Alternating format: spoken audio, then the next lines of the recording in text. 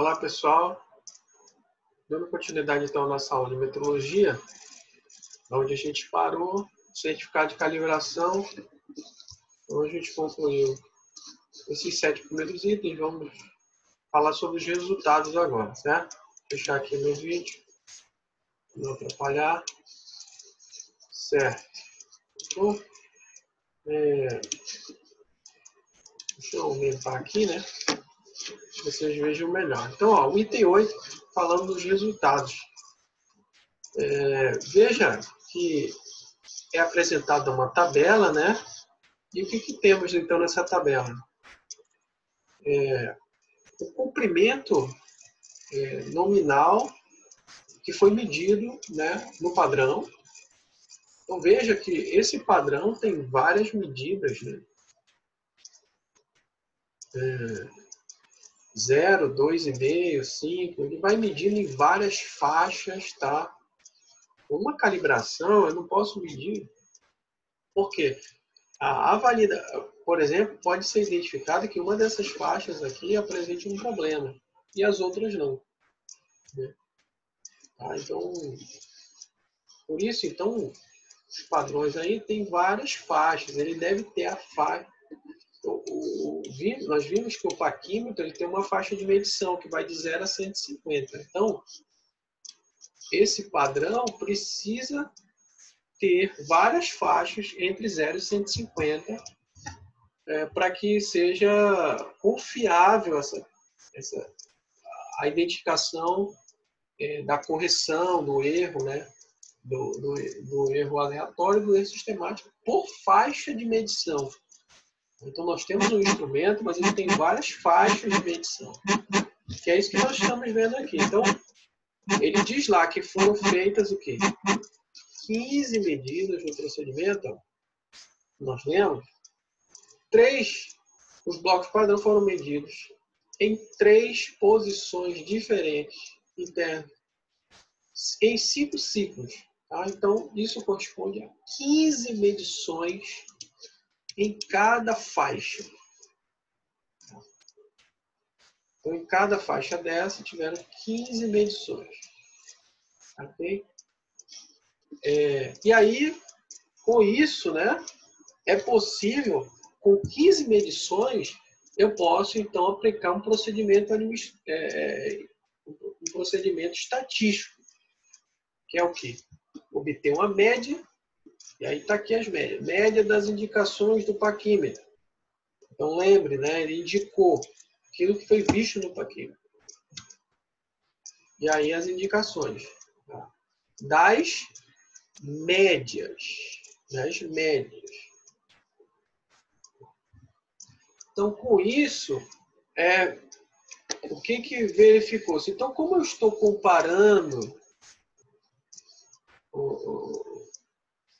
o paquímetro com uma medida padrão, ou seja, um valor verdadeiro convencionado, VVC, então a diferença entre esse valor verdadeiro e a indicação corresponde ao quê? A tendência do instrumento, certo? Lembra do conceito de tendência? Observe, ó. 2,5 é o padrão, é a medida verdadeira convencionada. O paquímetro indicou 2,661. Certo? Então, com essa indicação, o que aconteceu? Isso aqui é a indicação da média, tá? Não lembro. Já pegou uma média. Então, qual a tendência do instrumento? De mais é a diferença, né? Entre 2,661 para... Ó, observe que aqui eu tenho 3, né? 3 algarismos após a vírgula, mas o paquímetro só tem a resolução de 0,02. Porque isso aqui é uma média. Então, a média ele vai colocar os valores, porque deu um valor quebrado lá de todas as indicações. Então, por isso está aparecendo o terceiro algarismo. Não é que o instrumento mediu isso, porque ele não tem capacidade de medir 3 algarismos após a vírgula. Ele só mede 2. E mesmo assim, par, né? Só que a média, tá? Foi dada aí, ó. Então, e às vezes tem um arredondamento aí, só está colocando 3 casos. Então, a diferença entre esses dois valores é a tendência do instrumento. Lembre que a correção, que é a próxima coluna aqui, ó, é a tendência com sinal invertido. Então, a indicação está dando um valor maior do que o padrão em 0,161. E aí a correção, então, é o sinal invertido, menos 0,161, que é o que eu vou aplicar nas indicações do instrumento. Então, toda vez que o instrumento der uma indicação, naquela faixa, eu devo aplicar uma correção, certo? Que é para ter a medida sem ter a tendência do instrumento. E lembre que a tendência representa o quê? O erro sistemático do instrumento. Aquele erro que ele está indo para mais ou está indo para menos. Tá? E observe ainda que para cada faixa de medição, eu tenho uma tendência e um erro diferente. Tá? Não é igual. Né? Então, por isso, a importância de fazer a medição e a calibração em faixas. Né? Considerando essa questão das faixas, eu tenho, na verdade, vários valores verdadeiros de faixa. Tá? Então, entenderam aí o que é a correção. Né? A correção tem um sentido, tem um sinal contrário à tendência que o instrumento está tendo. E lembre que essa tendência é o próprio erro sistemático dele. Então, vamos lá. A outra coluna aqui é da incerteza da correção. Aí eu chamo também a atenção, né? Que começa a questão da incerteza. Lembre que a incerteza está associada a um erro aleatório. Então, como ele está trabalhando com médias, certo? Ou seja, são vários valores para obter um valor de indicação. A indicação que está dando aqui é uma média, não é a indicação que apareceu no instrumento. Tá? É a média de várias indicações. Então, quando a gente fala de média, quer dizer que houve uma variação, né? Houve uma dispersão dessa média, ou seja, ela variou para mais e para menos. E aí, então, por isso, dentro da correção, ele ainda é incluído uma incerteza da correção. Então, é um erro aleatório do erro sistemático apresentado. Porque eu estou pegando o erro sistemático, eu estou pegando a tendência do instrumento, não pelo valor indicado, mas pela média das indicações. Então, eu até coloquei uma nota aqui, ó, a incerteza da correção é o maior erro aleatório encontrado na amostra. Neste caso, 15 medições. Então, para cada faixa, foram feitas 15 medições. Isso gerou uma média, que está aqui. Isso gerou, a partir da média, gerou a correção. Só que esses 15 valores que estão sendo representados pela média têm uma dispersão. Tá? E essa, então, diferença máxima que pode dar quando aplicado a correção, então vai ter valor lá, por exemplo, eu até separei aqui para a gente ver. Para a gente ver essa parte aqui, ó. Tá? Então, cadê? Desculpa. Em cima.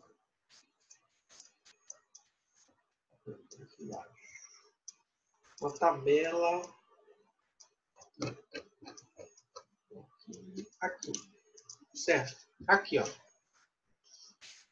Lembre que a gente fez essa tabela, certo? Aqui eu tenho as indicações e aí uma média, ó. Tá vendo? Observe que a correção foi aplicada em cada indicação, né? E a indicação corrigida, né? Após a correção, observe que houve ainda um erro, né? Então, esse é o erro aleatório da correção. Tá? Que aí, naquele caso, ele pega o maior valor. Por exemplo, dessa amostra aqui de 12 valores, lá ele pegou 15. O maior erro aleatório após a correção é 3.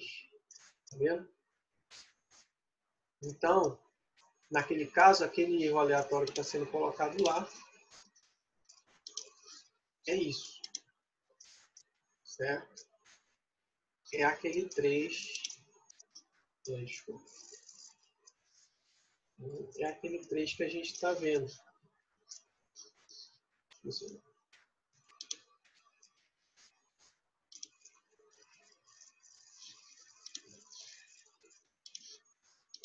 Aqui. Então, isso é a incerteza da correção, tá? É o erro aleatório após a correção. E aí, esse aí é o erro máximo dentro da faixa. Então, ele pega o maior valor correspondente. Após ele aplicar essa correção nessa faixa, em cada medição, né, que gerou essa média, ele vai tendo valores de erro aleatório, que nem a gente viu naquela tabela. E aí ele pega o maior valor e coloca aqui. Ou seja, o maior erro aleatório após a correção é esse. Certo? E aí, por fim, a repetitividade. Né? Que aí lembra que a repetitividade é a incerteza padrão. E aí essa daqui vem do desvio padrão. Né? Através de uma distribuição. Então, eu calculo a incerteza padrão, que é o próprio desvio padrão, lembra? Né? E multiplico pelo coeficiente de student relacionado àquela quantidade de amostras, que no caso ele utilizou o quê? 15. Tá? Utilizou 15 amostras. Certo? A gente não tem todas as medidas dele aqui no relatório, não sai tudo isso, só sai as médias, né? A correção, a incerteza e a repetitividade. Então, ele não tem os valores, né? Mas, obviamente, quem fez a calibração tem esses valores em outro lugar. Lá no item 3, lembrem, deixa eu ver aqui, no item 3, que é esse que fala sobre o assunto, tá? Tendo dúvida, é importante vocês lembrem que a estimativa, né, que é o próprio erro de desvio padrão, o cálculo de desvio padrão, vocês fizeram um exercício sobre isso. Aí gera incerteza padrão, igual ao desvio padrão. E aí, considerando os graus de liberdade que se tem, n-1, no caso lá, foram 15, né? Então, o grau de liberdade é 14. Tem a tabela. Grau de liberdade, 14. Aqui, ó. Então, tem que aplicar o coeficiente de Student de 2,195. Certo? E aí ele vai para lá. Tem aqui, ó. e aplica 295. 295, né? Não. 2195. 2195. Quanto maior a quantidade de amostras, observe que o coeficiente de estudo vai diminuindo, né? Vai diminuindo até chegar a 2. Então aí, ó, multiplica, o que que eu tenho? A repetitividade, tá? Repetitividade, que ela é mais ou menos, ela representa a dispersão. Repetitividade representa a dispersão dessa amostra. Tá? Só para lembrar vocês em relação àquilo que já foi visto aí, né? Foi visto, certo? Então, repetitividade. É esse o cálculo que ele fez para cada uma das faixas para chegar nesse valor. E aí, finalizando aqui, ó, o valor da correção deve sempre ser somado à indicação. Veja que isso aí a gente já falou sobre isso, né? As correções devem ser somadas à identificação. Nesse caso, ela tem sinal negativo, ou seja, o que foi indicado, eu devo tirar o erro, né? Tirar esse erro sistemático do sistema de medição. É isso que está fazendo quando eu aplico a correção. Então, vocês já sabem como é que é calculada essa correção. Erro máximo. Lembra que o erro máximo é a soma dos erros, ou seja, de todos os erros. No caso, dos erros sistemáticos e do erro aleatório, que está representado aqui. Então, isso aqui, a correção está representando o erro sistemático da média. E aqui, o erro sistemático relacionado a cada amostra. E a repetitividade, o erro aleatório da amostra. Certo? Então, aí, ó. Então, aplicando a correção, o erro máximo fica em mais ou menos 0,7.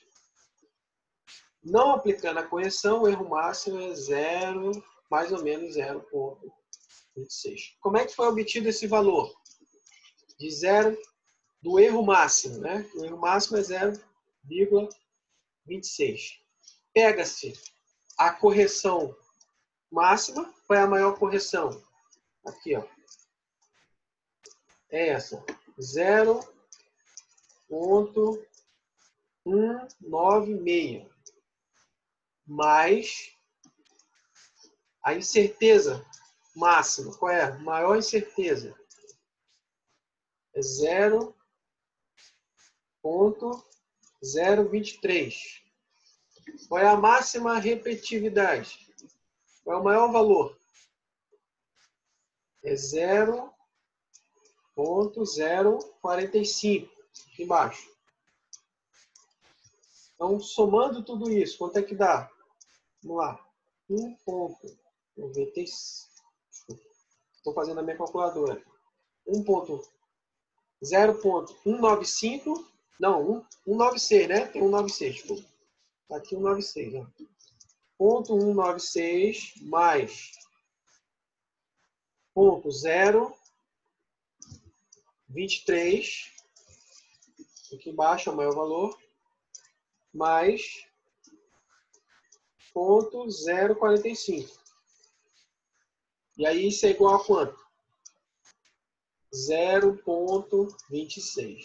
Tá? Então é dessa forma que é calculado o maior valor de erro. Soma os maiores valores. Certo? E o 0,07, o que se faz? Só soma esses dois aqui, ó. Tá? Não soma, então, o 0,96. Então, eu vou somar 0,23 mais 0,045. E aí vai dar o quanto? 0,068, ele arredondou para 0,067. Certo? Então, é dessa forma que é calculado. Ah, e aí aqui tem um 0,047% do valor final de escala. Esse BFE é o valor final da escala. Qual é o valor final da escala? 150 milímetros, né? É o maior valor da escala. Então, de 0 a 150 ele mede. Essa é a faixa. O maior valor. Então, o que eu faço? Eu pego esse valor aí, ó, de 0,07 e divido por 150 milímetros. Depois multiplico por 100 porque está percentual. Então, vai dar aquele valor ali, ó, 0,047%. Da mesma forma, o de baixo. Pego 0,26 e divido por 150. Depois multiplico por 100. E aí dá 0, ele arredondou, dá 0,17333, ele arredondou para 0,18%. Certo? Então, VF é o valor final da escala. Observe as assinaturas. O gerente técnico é o engenheiro responsável técnico, tá? E o técnico de metrologia, que foi quem fez o procedimento, quem realizou basicamente a calibração. Certo? Então, ó, viu que já cheguei aqui a 20 minutos. Né? Aqui é a mesma coisa, certo? Então, aproveitem o vídeo, bons estudos e coloque suas dúvidas lá, caso você tenha. Próximo passo, eu vou colocar um exercício sobre essa parte 5 para vocês fazerem. Então, até o próximo vídeo.